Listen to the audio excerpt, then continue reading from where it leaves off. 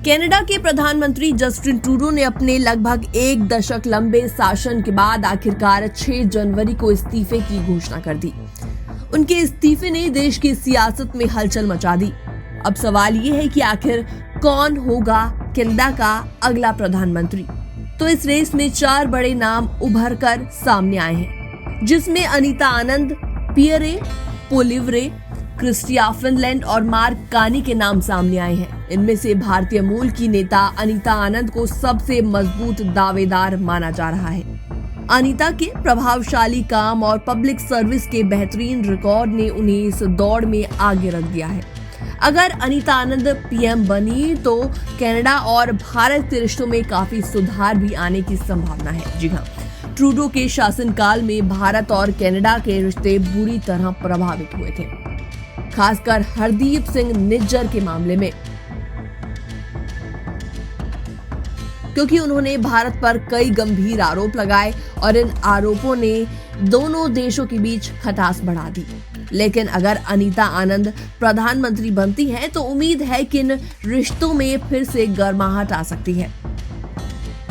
57 साल की अनीता आनंद, जो कि वर्तमान में कनाडा की परिवहन और आंतरिक मंत्री हैं, वो एक बेहतरीन राजनेता होने के साथ साथ एक शानदार शिक्षाविद भी हैं।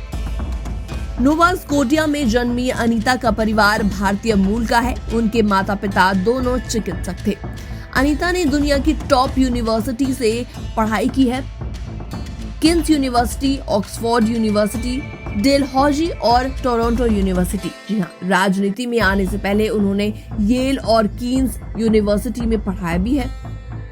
इसके अलावा अनीता आनंद ने 2019 में राजनीति में कदम रखा और अपनी मेहनत से लिबरल पार्टी में अपनी अलग पहचान बनाई। कोविड-19 महामारी के दौरान उन्होंने वैक्सीन खरीद और वितरण में शानदार काम किया। 2021 में रक्षा मंत्री के रूप में रूस यूक्रेन युद्ध के दौरान यूक्रेन की मदद में भी उन्होंने अहम भूमिका निभाई। तो आपको बताते हैं कि आखिर जस्टिन ट्रूडो को अपना पद क्यों छोड़ना पड़ा। दरअसल जस्टिन ट्रूडो ने अपने इस्तीफे की वजह मतदाताओं का समर्थन खोना और पार्टी के भीतर बढ़ते दबाव को बताया। उन्होंने कहा, मैं किसी लड़ाई से पीछे नहीं हटता, लेकिन कनाडा के हित मेरे लिए सबसे ऊपर आते हैं। लिबरल पार्टी में अब अगले नेता को चुनने की होड़ मची हुई है। संसद का सत्र 27 जनवरी से 24 मार्च तक स्थगित कर दिया गया है, ताकि पार्टी नए नेता का चयन कर सके। विपक्षी दल भी नए चुनाव की तैयारियों में जुटे हुए हैं।